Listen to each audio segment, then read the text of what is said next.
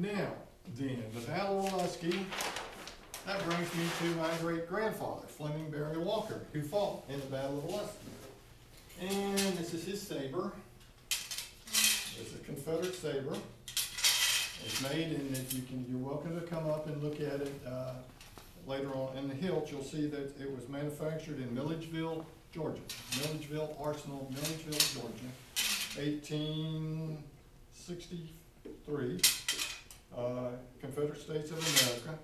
The scabbard was manufactured in 1862 in Richmond, Virginia, which was the capital of the Confederacy. And these were about the only places that the Confederates had any ironworks, millage, or anything to do.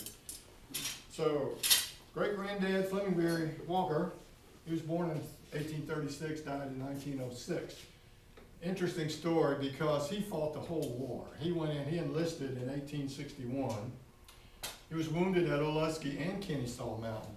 The legend in our family goes is that after the Battle of Olustee, one of the returning troops, and he lived in Lake City, so they weren't that far from the battle. One of the returning troops went by great-grandmom's house, the farm, and said, your husband has been shot, he's left for dead on the battlefield.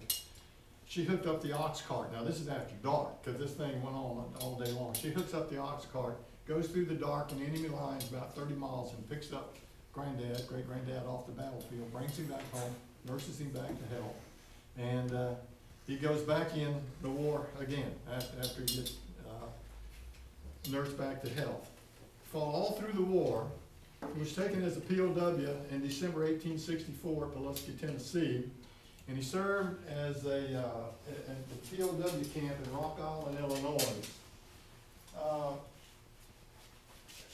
I understand about this time in December 1864, Grant's army was coming through and rounding up thousands of Confederate prisoners.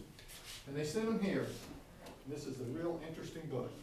It's called The Rebels of Rock Island. My great-granddad's in here. The Story of the Civil War Prison. This is the biggest prison that the Union had. Over 250,000 prisoners in this prison. Unfortunately, it was only designed for less about 50,000. Okay, and it was this. You've heard of Andersonville, the southern. This was the Union mirror image of the Andersonville at Rock Island, Illinois. Rock Island, Illinois had a very famous prisoner that never got there, okay? His name was Ashley Wilkes. And Margaret Mitchell, in Gone with the Wind, sent Ashley to Rock Island Prison, okay? And I can see Ashley coming up the driveway with his crutch. Remember that? Well, old Ashley was coming in here from Rock Island, supposedly.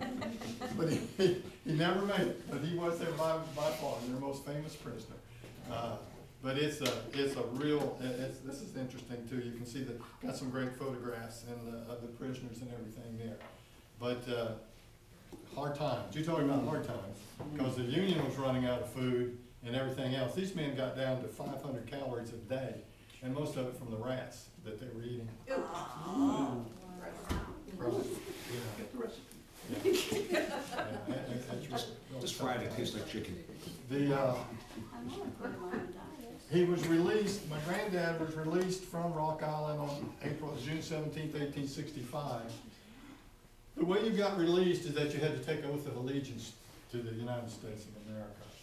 And so that's why you'll see the picture on the front, all these men standing up, they're taking the oath so they can get released from the prison. That's the only way you could get out, the oath of allegiance.